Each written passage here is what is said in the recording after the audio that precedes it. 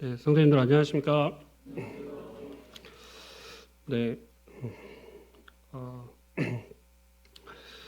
사무엘하 13장에서 15장 말씀을 함께 나누도록 하겠습니다. 어, 월요일부터 특별 집회가 계속 이어지고 있고 월, 화, 수 청년들은 토요일, 주일 해서 5일 연속으로 이렇게 교회에 계속 나오시는 성도님들도 계실 것이라 생각이 들어지는데요. 자주 뵙고 또 하나님 말씀을 대하고 교제하고 그렇게 하니까 너무나 좋은 것 같습니다. 저도 계속 이렇게 성도님들 뵈니까 좋고 그렇습니다. 예, 오늘 본문은 사무엘하 이제 13장에서 15장 말씀인데요. 아까 전에 사회정 선생님께서 그 달고 묘한 그 말씀 이 찬양을 선곡해서 불러주셨는데, 그런데 이 사무엘하 13장에서 15장의 말씀은 그렇게 달달하지는 않습니다. 좋은 이야기들이 별로 없어요.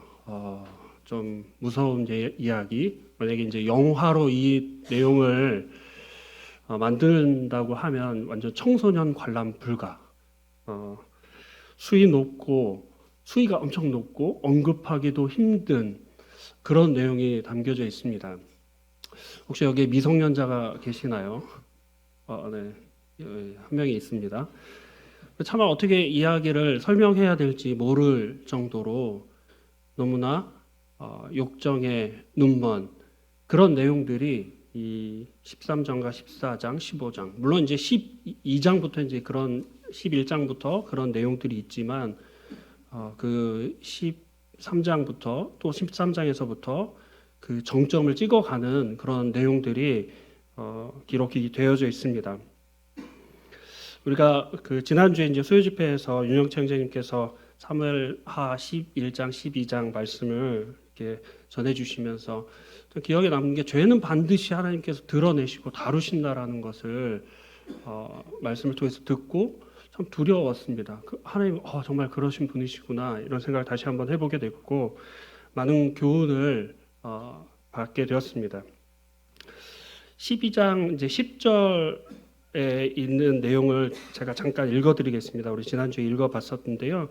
이제 내가 나를 업신여기고 햇사람 우리아의 아내를 빼앗아 내 아내로 삼았은즉 칼이 내 집에서 영원토록 떠나지 아니하리라 하셨고 여호와께서 또 이와 같이 이르시되 보라 내가 너와 내 집에 재앙을 일으키고 내가 내 눈앞에서 내 아내를 빼앗아 내 이웃들에게 주리니 그 사람들이 내 아내들과 더불어 백주에 동침하리라. 나단 선지자가 이런 다윗에게 이런 말씀을 전했습니다. 근데 이 이야기가 이제 하나둘씩 실현이 됩니다. 제가 성경을 이제 많이 알고 있지는 않아요. 그냥 그래도 어렸을 때부터 하나님 말씀을 대하고 또 하나님을 배우고 또 하나님을 알아가면서 성경의 원리가 있더라고요. 성경의 원리는 일관성이 있다라는 거예요. 일관성이 있다. 하나님께서 일관성 있게 이 인생을 다스리시고 인도해 가신다라는 겁니다. 만약에 하나님께서 되게 변덕스러우시다면 아마 이 성경의 내용은 지금보다 더 스펙타클하게 예측 불가능한 그런 내용들이 엄청 많이, 물론 지금도 우리가 성경 읽으면서 많이 예측하기 힘든 그런 내용들도 많이 있지만 하나님 만약에 변덕스러우시다라면 이건 뭐 있을 수 없는 일이지만 그 하나님에 대한 기준을 우리가 뭐 또 그렇다고 해서 하나님의 기준을 다 알 수도 없지만 그나마 이 기준을 하나님 우리에게 어떠한 기준으로 말씀하시는지를 더 모를 거예요. 근데 하나님은 동일하게 일관성 있게 인생을 다루시고 말씀하신다라는 거였습니다. 만약에 아버지가 기준 없이 가정을 대하고 자녀를 대한다고 하면 상당히 자녀들은 피곤할 거고 아내도 엄청 힘들 거예요. 어디에 기준을 맞춰야 될지 모르기 때문이죠. 어떨 때는 화냈다가 어떨 때는 웃었다가 어떨 때는 안아줬다가 이러면 되게 힘들 거다라는 거죠. 참 제가 그렇습니다. 제가 그래요. 자매가 가끔가다 아니 어디에다 기준을 맞춰야 될지 모르겠다라고 할 때 그렇구나. 그러니까 저도 어떤 좀 동일한 그런 일관성 있는 그런 아빠로서 또 남편으로서 좀 살아야 되겠다는 생각을 또 해보게 되는데 하나님은 우리에게 일관성 있게 대하신다라는 것이죠.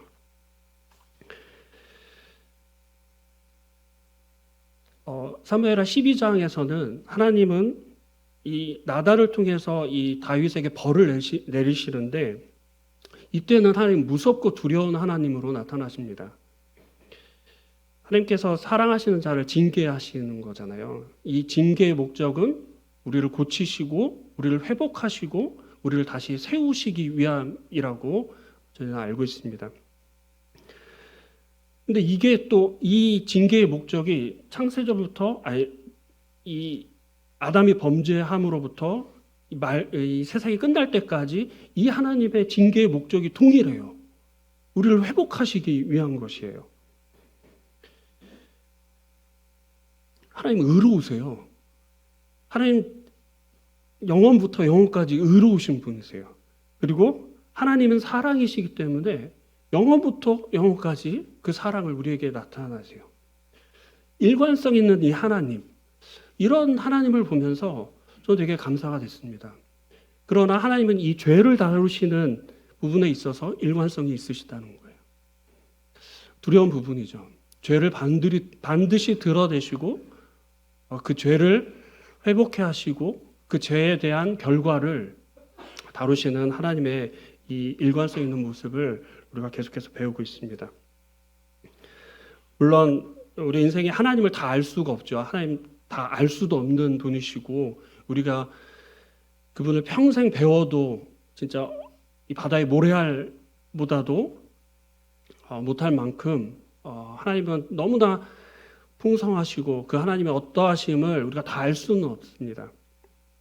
그렇지만 우리 하나님은 언제나 어제나 오늘이나 동일하신 분이시라는 거죠. 우리가 그 하나님을 섬기고 있다는 것이 얼마나 감사가 되는지 모르겠어요.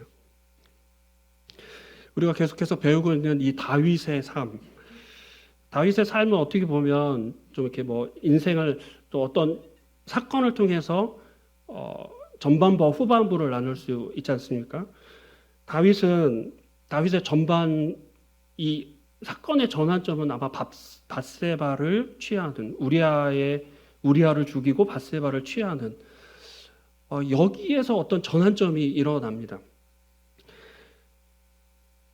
이 전반기의 이 다윗의 전반기 인생의 이 삶에서 이 사울이라는 사람이 되게 중요한 역할을 했고 다윗을 이렇게 성장하게끔 합니다. 그러니까 다윗이 하나님 앞에서 정직하게 행할 때 받았던 고난은 오히려 축복의 씨앗이 되었어요.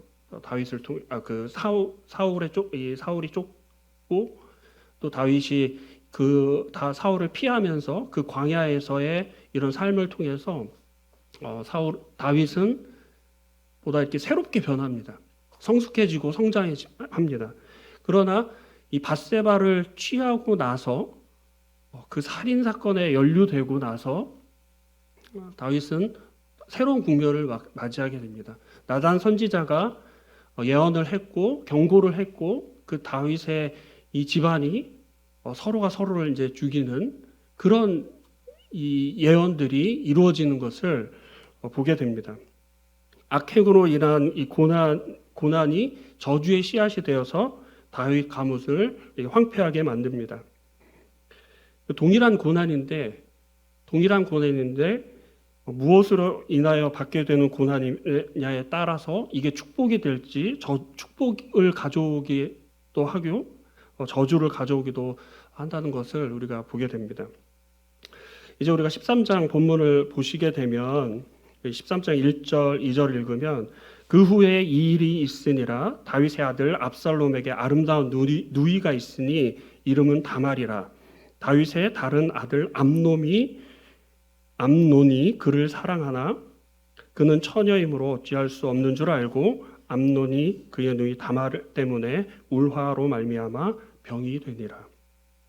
1절 그 후는 아시다시피 11장 12장에 있는 그런 밧세바를 범하고 살인을 저지르고 나단 선지자로부터 이런 죄를 지적받고 또 그 아이가 밧세바가 낳은 아이가 죽은 후라는 거죠.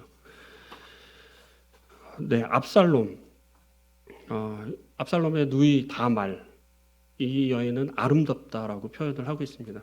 성경에서 이제 아름답다라고 하는 거 진짜 아름다운 거거든요. 이렇게 좀 아름답지 않으면 언급을 하지 않아요. 근데 진짜 아름다웠기 때문에 성경에서는 아름답다라고 이야기했습니다. 다윗의 둘째 부인 그 아히노암의 이 아들 암논. 저는 가끔마다 이 암논을 암놈이라고 자꾸만 읽는 경우가 있는데요. 저 나쁜 마음을 품었어요.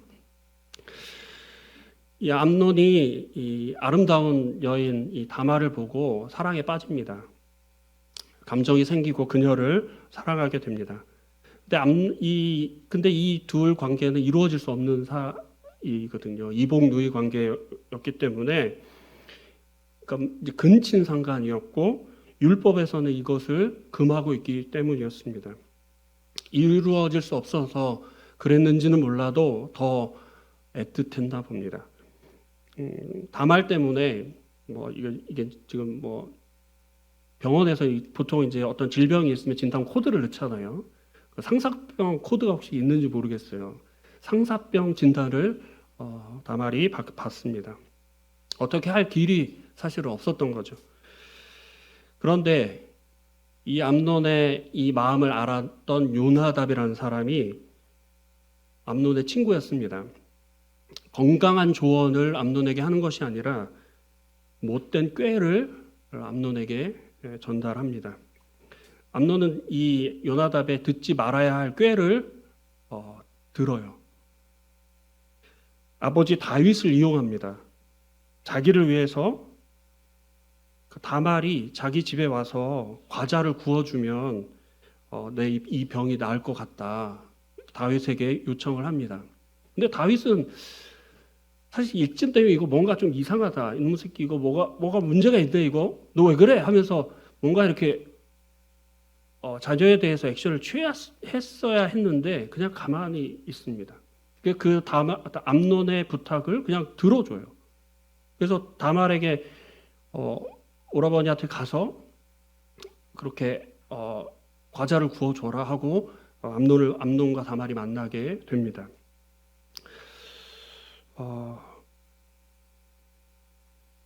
다윗은 다말을 암논의 집에 보내고 암논은 이복누이였던 다말을 겁탈을 합니다. 성폭행을 저지르게 되죠. 끔찍한 일입니다. 아름다운 가정을 이뤄서 그런 상태에서 어떤 이 부부간의 아름다운 사랑의 관계를 맺는 것이 아니라 그냥 억지로 강제로 겁탈을 합니다. 다윗의 가문에 근친상간이 일어납니다. 욕정에 눈먼 암논은 다말을 겁탈했는데 그 뒤가 더 정말 화가 나요. 같은 남자로서. 13장 15절에 보면 그리하고 암논이 그를 심히 미워하니 이제 미워하는 미움이 전에 사랑하던 사랑보다 더한지라. 암논이 그에게 이르되 일어나 가라 하니. 암논이 다말을 내쫓습니다. 그렇게 좋아하고 사랑했던 그 여인을 그 전에 사랑했던 것 그 이상으로 그녀를 미워합니다. 이렇게 됐으면 사실은 결혼을 하고 그랬어야 되는데 그렇게 하지 않아요. 같은 남자로서 진짜 좀 창피하기도 하고 부끄럽기도 하고 이 남자의 어떤 그 수치 부끄러움을 이 암논이 다 이렇게 드러내는 것 같습니다.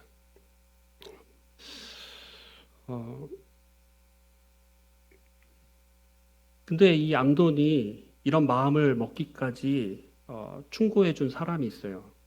아까 전에 말씀드렸듯이 요나답이라는 사람이었습니다. 요나답의 충고가 없었다면 암논은 이런 일을 하지 않았을 거예요. 요나답이 그러니까 암논에게 야, 너 뭐 하는 짓이냐? 너 이거 너의 그 다윗 가문에선 일어날 수 없는 일이야. 너 마음 바꿔. 너 잘못된 거야. 라고 조언을 했다라면 다윗의 이런 집안의 어떤 이런 이어지는 스토리는 이렇게 되지 않았을 거예요. 그래서 친구가 참 중요한 것 같습니다. 혹시 어떤 친구를 만나고 계시는지 모르겠어요. 우리 성도님들. 어떤 그러니까 잠언 27장 17절에 보면 사람이 그의 친구의 얼굴을 빛나게 한다라고 성경은 기록하고 있습니다. 친구는 서로 이렇게 주일학교 찬양에도 친구는 서로 닮아간대요. 뭐 이런 찬양이 있거든요. 내가 좋은 사람이 되고 또 좋은 친구를 사귀고 또 좋은 모임을 사모하는 것, 이것이 되게 중요한 것 같습니다. 그래서 우리는 이런 관계 속에 서로 이렇게 배우게 되는데 이 교회 공동체가 참 그런 공동체였으면 좋겠어요. 서로가 서로를 배우고 서로를 위하고 또 잘못된 것이 있으면 서로 지적해주고 또 고쳐나가고 하나님께서 우리 이 교회 공동체를 통해서 그렇게 하시는 것 같아갖고 참 감사가 됐습니다. 특히 이제 친교부서라든지 이런 모임을 하게 될 때 그러니까 여호수아반은 특히 이제 그러니까 삶의 간증들을 많이 나눕니다. 자매님들도 마찬가지고 형제님들도 마찬가지인데요. 그런 형제님들의 이 간증을 들으면서 삶을 들으면서 배울 게 너무 많은 거예요. 그러니까 같은 어려운 이 시기를 살아가고 있는 형제 자매님들이 겪는 이 고민 이런 것들을 통해서 배워가고 난 저렇게 하면 안 되겠다. 난 저렇게 해야지. 이런 기준들을 잡아가는 것을 보면서 감사가 되더라고요. 간교한 자의 이 잘못된 조언이 욕망으로 불타오르는 그 암논의 마음을 움직였고 잘못된 것임을 알았음에도 불구하고 암논은 그 잘못된 행동을 하게 됩니다. 본능에 충실한 선택을 했고 잘못된 일을 하게 됩니다. 밧세바 사건 이후로 다윗 가문에 이 죄의 씨앗이 뿌려지게 됩니다. 근데 죄의 씨앗이 뿌려졌을 때 그냥 이거를 걷어내고 했으면 되는데 이 죄의 씨앗이 더 잘 자랄 수 있도록 다윗 가문의 이 토양이 이 죄를 받아들일 수 있는 그런 토양으로 계속해서 만들어져 간다라는 거죠. 근데 그 중심에 다윗이 있어요. 다윗은 다말이 암논에 의해서 겁탈당했다고 이야기를 듣게 됩니다. 근데 다윗의 반응은 13장 21절에 보면 다윗 왕이 이 모든 일을 듣고 심히 노하니라. 이게 답니다. 뭔가 다른 솔루션이 있어야 되거든요. 사실은 죄에 대한 잘못된 거잖아요. 자녀에 대해서 잘못된 것이 있었을 때 그것을 바로잡는 것이 부모인데 그렇게 하지 않아요. 그냥 자기 감정에 못 이겨서 화만 내고 그게 끝이었습니다. 다윗은 비겁한 침묵을 했습니다. 근데 또 다른 비겁한 침묵이 또 있어요. 압살롬이거든요. 13장 20절에 보면 그의 오라버니 압살롬이 그에게 이르되 그에게 이제 다말입니다. 내 오라버니 암논이 너와 함께 있었느냐? 그러나 그는 내 오라버니니 누이야 지금은 잠잠히 있고 이것으로 말미암아 근심하지 말라 하니라. 이에 다말이 그의 오라버니 압살롬의 집에 있어 처량하게 지내니라. 압살롬 또한 침묵을 합니다. 뭔가 했으면 좋겠는데 자기 누이를 위해서 아버지에게 가서 이러한 일이 있었습니다라고 이야기하면서 뭔가 이 죄에 대해서 어떤 처리를 해달라고 부탁할 수도 있었다라고 생각합니다. 그렇지만 압살롬은 자신만의 어떤 계략을 갖고 2년을 살아갑니다. 그것은 뭐냐면 암논을 죽이기로 결심한다는 거죠. 마음에 이 칼을 갈고 그가 살아가게 됩니다. 근데 그게 2년이에요. 다윗의 침묵이 너무나도 아쉬운 부분이고 또 자녀를 징계하지 않은 부분이 많이 아쉬운 부분이 어찌 보면 다말이 그 다윗의 가계를 그러니까 그 다음 왕으로서 세워질 수 있는 첫 번째 아들이었기 때문에 아마 다말이 더 암논이 더 그랬을 수도 있을 것 같아요. 자기 마음대로 하고 그랬었던 것 같습니다. 가장 유력한 왕의 후보였기 때문에 더 마음대로 했었던 것 같습니다. 근데 그렇지만 이제 다윗은 다말에게 아무런 이야기를 하지 않죠. 압살롬의 계획이 이제 13장 23절에 나오게 됩니다. 만 2년 후에 2년 동안 어떻게 암논을 죽일까 이런 생각들을 했던 것 같습니다.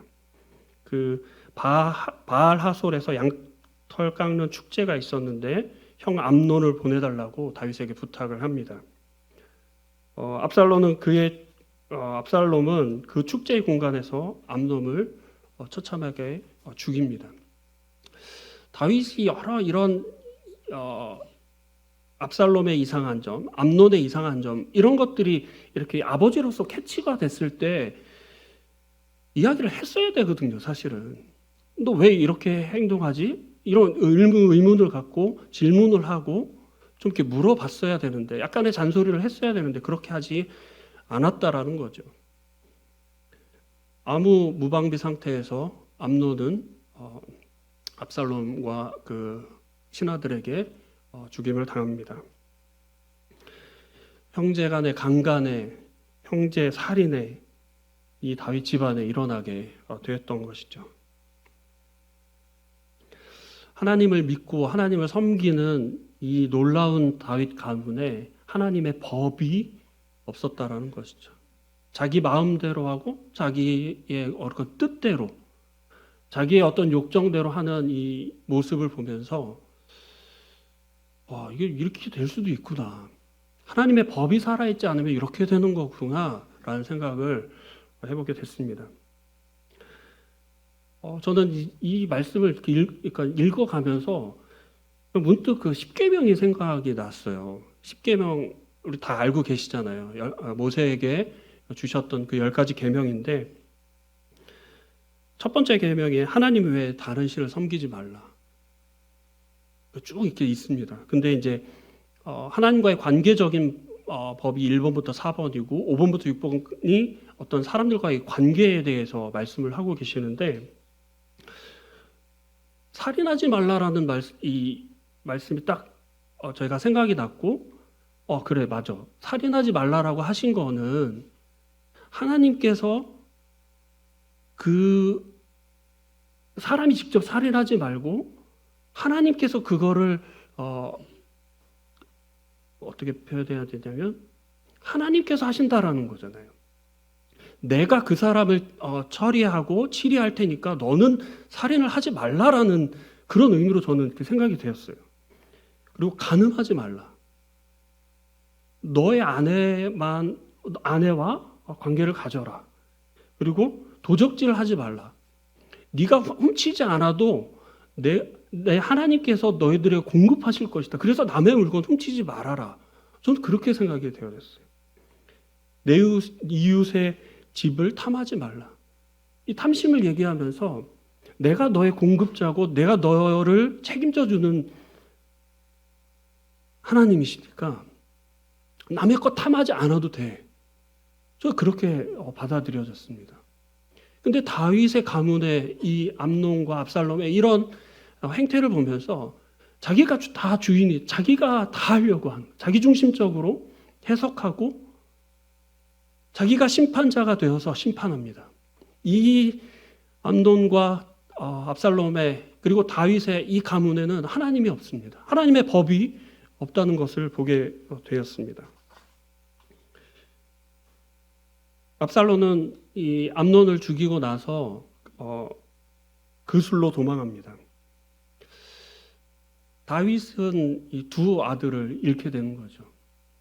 암논을 잃고 압살롬을 잃고 보고 싶어도 볼 수 없는 그런 상황이 된다는 거죠. 여기서 끝이 아니라 이제 계속 말씀을 읽어가다 보면 이 불행의 씨앗이 계속해서 뿌려지고 그 싹이 납니다. 그게 죄의 씨앗이었거든요. 압살롬이 그러니까 37절에 보면 이제 압살롬은 도망하여 그술 왕 암미올의 아들 달메에게로 갔고 다윗은 날마다 그의 아들로 말미암아 슬퍼하니라.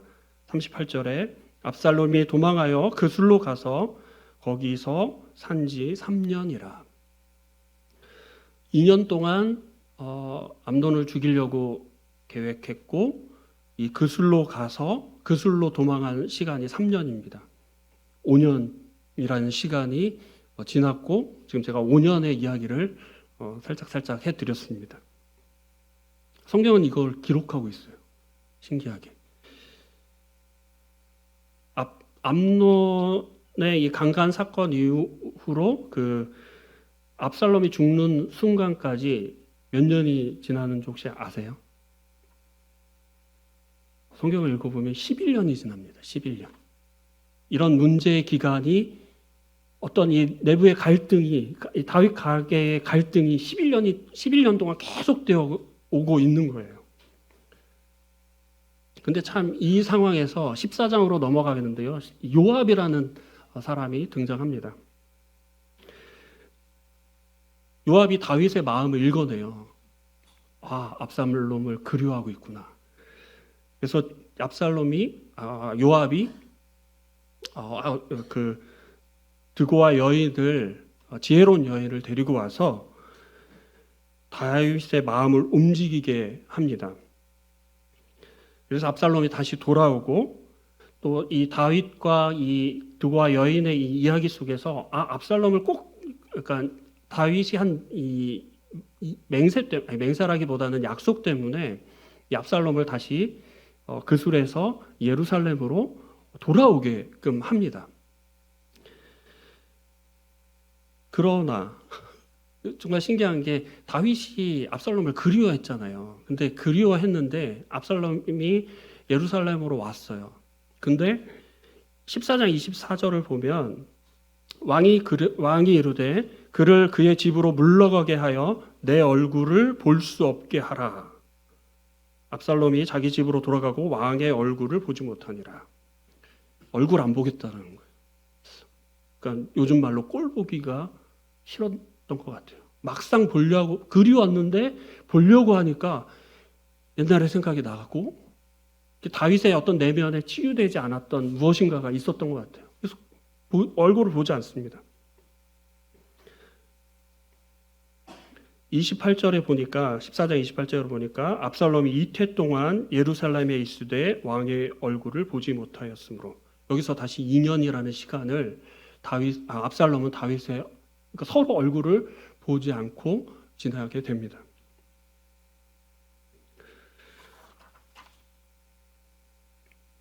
압살롬은 이 예루살렘으로 가서 이 다윗의 그 따뜻한 이 환영을 기대했던 것 같아요. 그럴 줄 알았는데 그렇게 하지 않았습니다. 얼굴을 보지 않았고 압살롬의 마음을 되게 불편하게 했어요. 여러 가지 생각을 하게 한 거죠. 근데 그 시간이 2년이라는 거죠. 그럼 도합 2년, 3년, 2년, 7년 동안 다윗과 압살롬의 이런 관계는 되게 불편한 관계로 이어져 오고 있는 것입니다. 압살롬이 이제 화가 찰 때까지 찬 거예요. 2년 동안 기다렸는데 아버지를 만날 수 없으니까 다시 요압을 만나서 이러저런 이야기를 하고 그것도 안 되니까 요압이 불편하니까 압살롬을 만나주지 않아요. 그러니까 이제 압살롬이 화가 나서 요압의 밭에 불을 지릅니다. 참 압살롬도 막무가내였던 것 같아요. 그런 일을 요압이 겪고 나서 다윗에게로 가서 이런 상황을 얘기하고 다윗과 압살롬이 만나게 됩니다. 5년 만에 만나.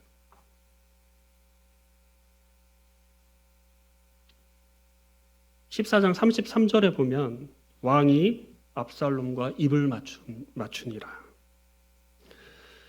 입을 맞췄지만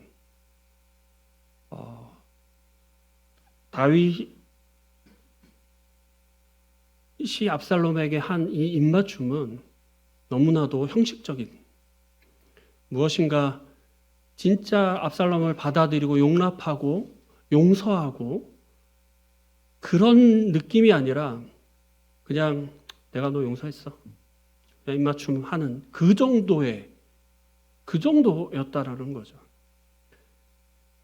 그러니까 진심으로 용서를 구하고 진심으로 환영하고 진심으로 사랑하고 진심으로 환대하면 그거 다 느껴져요. 그렇지 않습니까?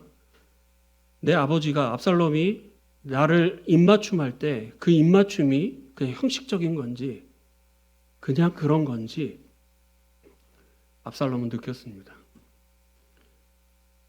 이것은 나를 다시 한번 거절한다라는 그런 느낌을 압살롬이 받게 됩니다.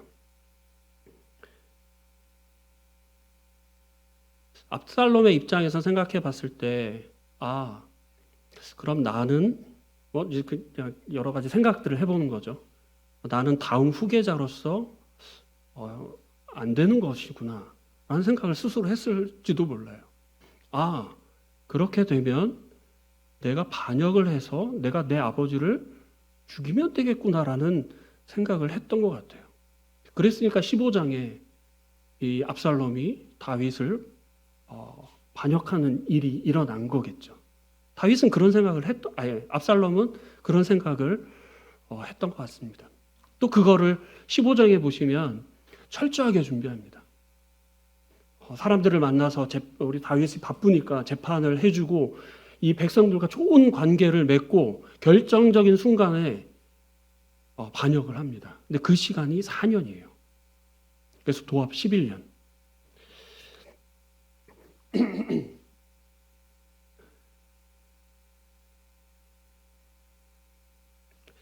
이 죄라는 것이 얼마나 무서운지, 어떤 욕망이 들어오니까 근친상간을 하고, 욕망이 들어오니까 아버지를 죽이겠다라고 하는 마음도 들고, 이 죄라는 것이 이렇게 무서운 거구나 라는 생각을 해보게 됩니다. 근데 이 죄는요, 어떤 틈새만 조금만 있으면 그냥 파고들어요. 파고들어서 그냥 뿌리를 깊숙이 내리고 어느 순간에 열매를 탁 맺어 버립니다.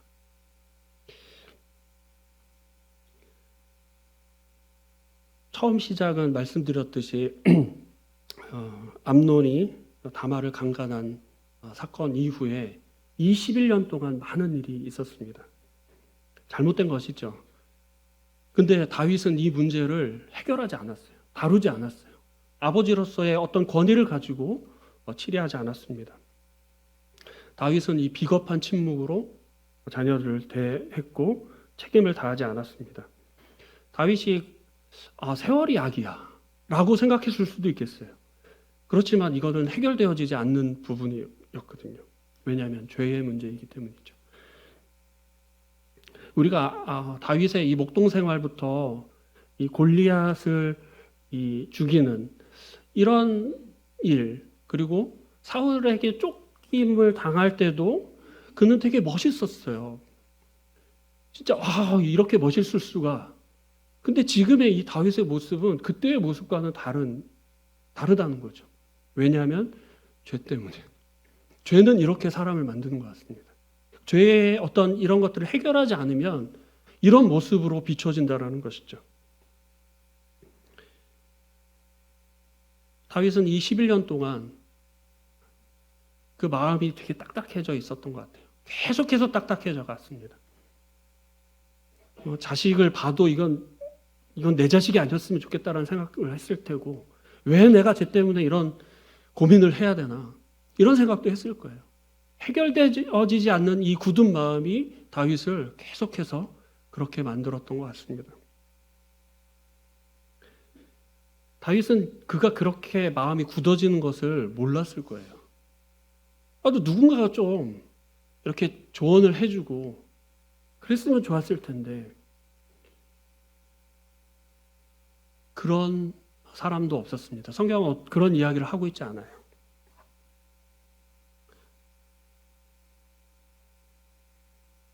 그러나 이 말씀을 읽으면서 전 다윗의 이런 삶을 잘 아는 건 아니지만 주일학교 때부터 이제 배워왔던 이 다윗이 있지 않습니까?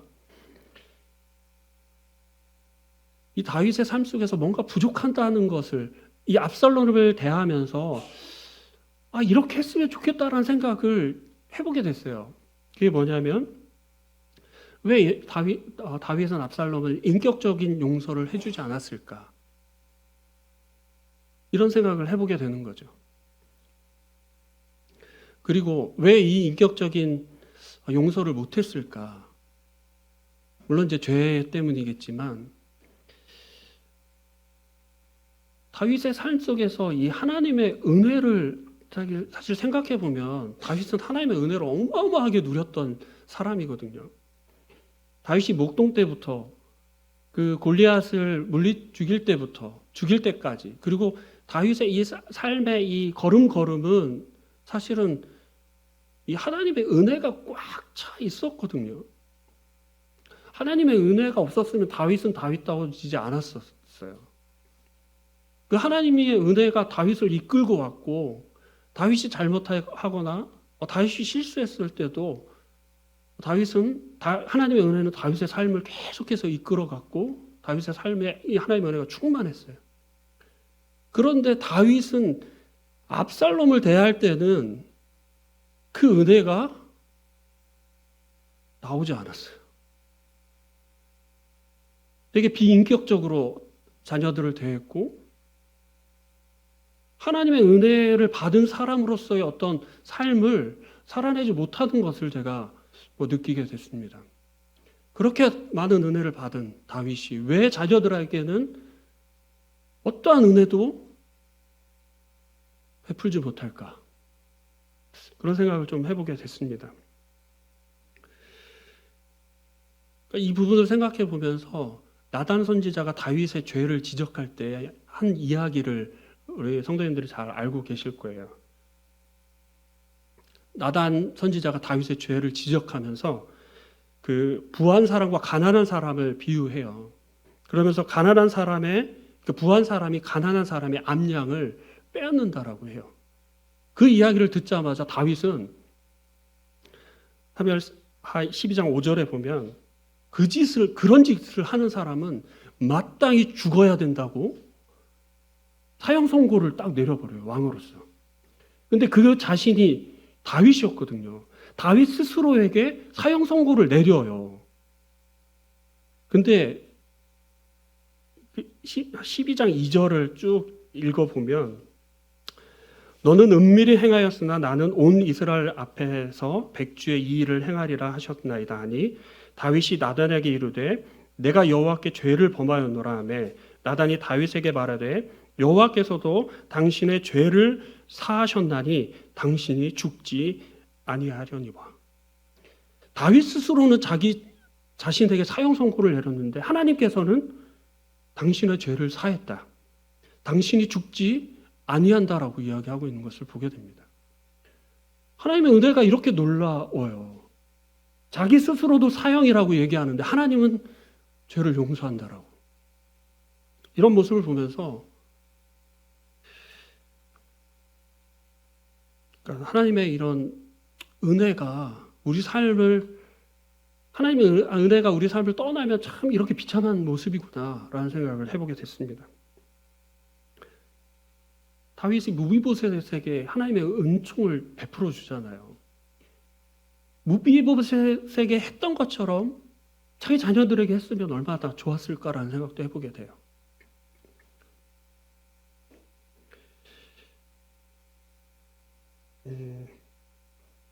저는 이 말씀을 이제 보게 되면서 시편 30편 5장 5절 6절을 생각해 보게 됐습니다. 그의 노염은 잠깐이요 그의 은총은 평생이로다. 저녁에는 울음이 깃들지라도 아침에는 기쁨이 오리로다. 내가 형통할 때에 말하기를 영원히 흔들리지 아니하리라 하였도다. 이거 다윗이 지은 시거든요. 하나님의 노여움은 잠깐이래요. 근데 그의 은총은 평생이로다. 다윗은 이런 하나님을 알았음에도 왜 자녀들한테 그렇게 해서 그런 사단이 나게끔 했을까라는 생각을 해보면서 아쉬움이 있습니다. 그가 받은 은혜가 얼마나 놀라운데 왜 그렇게 했을까? 하나님께서는 이 압살롬의 이 이야기를 통해서 다윗의 그 무정한 마음, 그 은혜를 받았음에도 그 은혜가 나오지 못하는 그 모습을 사실 지적하는 것이 아닌가 생각해 보게 됩니다. 그래서 우리는 은혜를 충만하게 받아야 되고 그 은혜를 받은 만큼 그 은혜를 흘려 보내야 된다라는 것이 어떻게 보면 저의 이 결론이기도 합니다.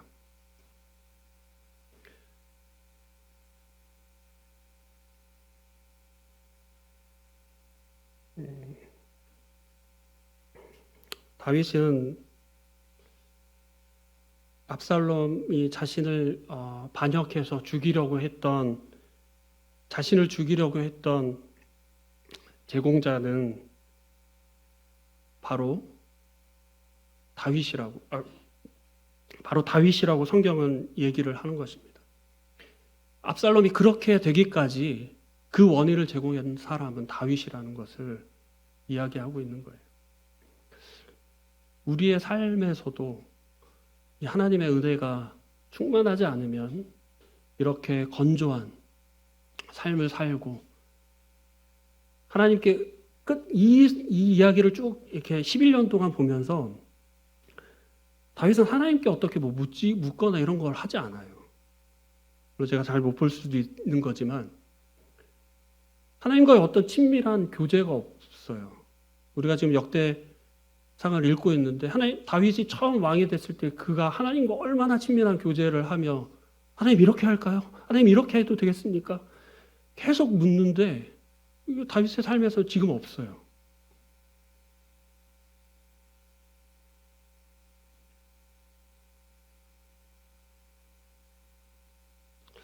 하나님의 이 은혜, 이 용서의 은혜가 사실 사람을 변화시킵니다. 사실 지금 앉아 계신 형제 자매님들도 그렇고 저도 그렇고 예수 그리스도를 믿는 이 성도님들은 그 변화된 삶을 지금 살아가고 계세요. 사람을 변화시키는데 그것을 가장 잘 아시는 분이 하나님이시라는 거예요. 하나님이 우리를 변화시키세요. 은혜가 충만했을 때 어떻게 변화된지를 잘 아세요. 이 구속의 은혜를 누린 사람은 그렇게 변화돼요. 그래서 하나님은 우리를 용서하셨고 그 용서를 통해서 지금 이 순간도 하나하나 우리를 변화시키고 계시다라는 거예요. 저는 우리가 이런 삶이 됐으면 좋겠어요. 그러니까 나만 알고 내 것만 알고 그런 삶이 아니라 우리가 이제 은혜를 받았으니까 이 은혜를 옆에 계신 성도님들과 또 이웃에게 이 은혜를 좀 흘려보내는 그런 삶이 됐으면 좋겠어요. 이 주변에서 우리 서울 북부교회를 어떻게 생각할까 좀 고민을 좀 해보게 됐어요. 저 교회는 은혜가 흘러가는 교회야. 저도 이런 이야기를 들었으면 좋겠어요. 내 삶에서 너만 아는 그런 이기적인 사람이 아니라 역시 하나님의 은혜를 받아서 하나님의 은혜가 흘러 넘치는 사람이야. 이런 이야기를 들었으면 좋겠어요. 그래야지 하나님이 우리를 용서하신 그 아들을 보내주셔서 구속하신 그 용서의 그 참된 의미를 우리가 우리의 삶을 통해서 살아내야 되는 거 아니겠습니까? 하나님은 그런 용서를 우리에게 해주셨는데 우리가 우리만 알고 있다면 우리가 이기적인 마음으로 우리의 삶을 살아간다면 얼마나 하나님 우리를 용서하신 그 용서의 보람이 없으시겠죠. 그런 생각을 좀 해보게 됐어요. 이 말씀을 보면서. 그러나 다윗은 이런 마음을 뒤늦게 압니다.